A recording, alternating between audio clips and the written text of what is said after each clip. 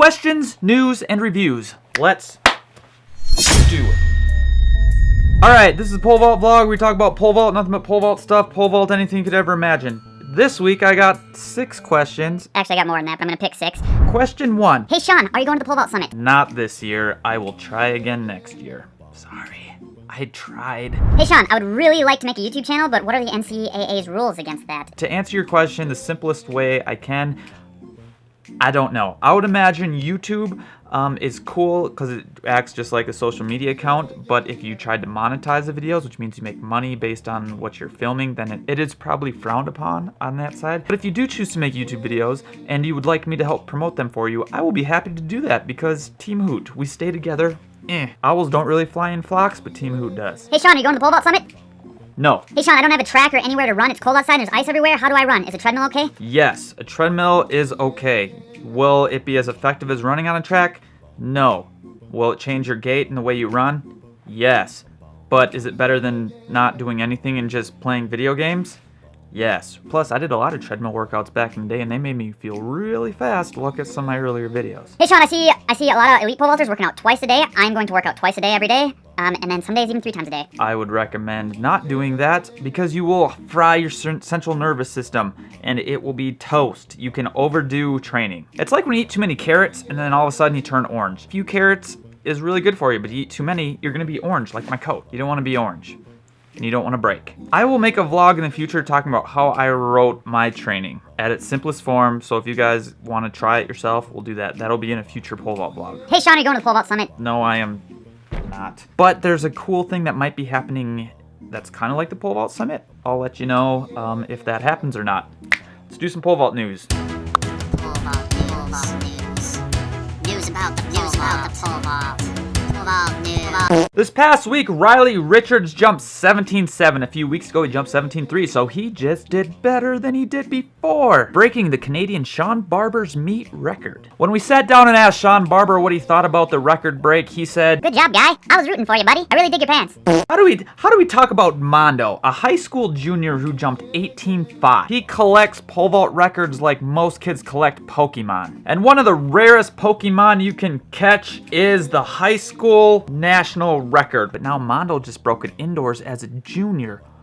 What? But if you're trying to figure out how Mondo does it, don't worry, I created a Pokemon Masters manual for you guys to purchase. I get this is a blatant ripoff of Beginner to Boopka, but I'm sure Beginner to Boopka ripped off some other book before, so I'm just trying to make bank.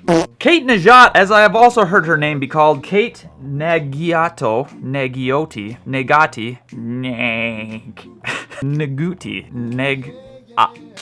Nagiosti.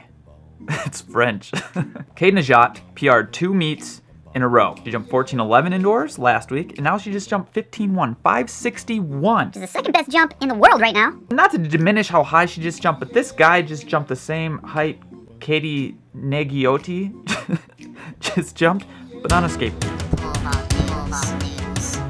News about the news. Alright, I'm going to try something a little different this week, reviewing some videos. I am going to do it all on my screen instead of like videoing my screen. It's a little more of a pain in the ass for me, but it might turn out better. So let's try it. Alright, let's give this a shot. The first video is from Trevor. Let's see what we got here. Nice, man. That is a great looking jump. Okay, so he was saying he was having a little trouble putting too much pressure too long on his left arm and the pole's rolling out to the side. I don't know if I like this, but you want the pole to be able to roll off to the side. The thing is, if you push down on the pole with that bottom arm, that's where all the problem starts happening. So the trick is throwing that right hand right at the middle of the crossbar, like right where the sticker is, and that's gonna make, and throwing your left arm up towards the crossbar, that's gonna make everything go up and forward like you want it to. Hope that makes sense, man. I know I talked a little bit more in the email for you, but the trick is you want it to roll out, but you have to throw both arms up and forward.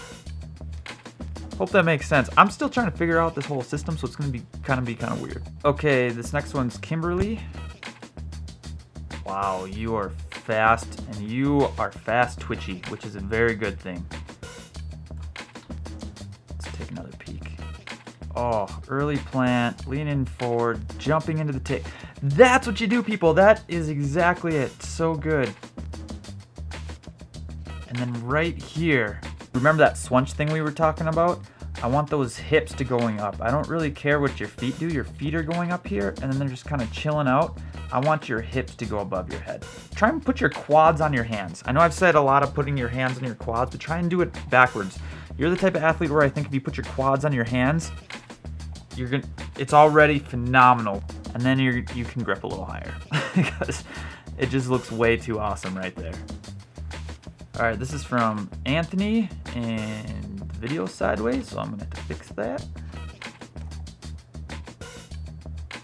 Oh yeah, I remember you, dude. And then man, from there, just like I was talking about a couple weeks ago in pretty much every vault session, instead of getting to your shins and chilling out, think about that swunch idea. Swing and punch. Like it's one motion. So as you swunch, don't pull on those arms or that's gonna take everything out of it. Just like you're doing a deadlift. Keep those arms straight and just extend back on it. Really good. I like the progress. All right, this is Thomas. Good, man. Still getting rocked a little bit. Like your arms are up nice and early, which is making everything a little bit easier. So I would say the next step for you is just think about jumping. If you jump, that foot's gonna go straight down instead of feeling like it's in front of you a little bit. You just look you look tight for me. So it's like poles hit, poles bending, still bent, your foot's on the ground, and now you jump off the ground. It's like, oh, you're a strong kid because my back would break in half in 14 places if I tried to do that. That nice early plant and jump. It's gonna feel really good, man. You're gonna blow that up. All right, this one is from Jeff Guy. Holy crap, that is great. You look so fast. I know it's like my favorite thing to say, but get those arms up a little bit earlier, both arms. Not just one, both arms. If you just have one arm up, you still get rocked. But if you have both of them up, you're gonna create this nice stretch reflex in your shoulders, just like if you're doing a giant. Gymnasts already know this secret. It's called the tap. You know, they stay really hollow and they can really pop into their high bar routine. But if you get hit here, you're then in recovery mode the whole time. So both arms need to be up nice and high, and then they can still bend it and be like rubber bandy like you want them, but it won't hurt nearly as bad. Looks good, man. Try that. So let me know if you like this more, if you like the other way more. I thought I'd give it a shot. I like to use my hands and point a bunch, so that was kind of different, but let me know.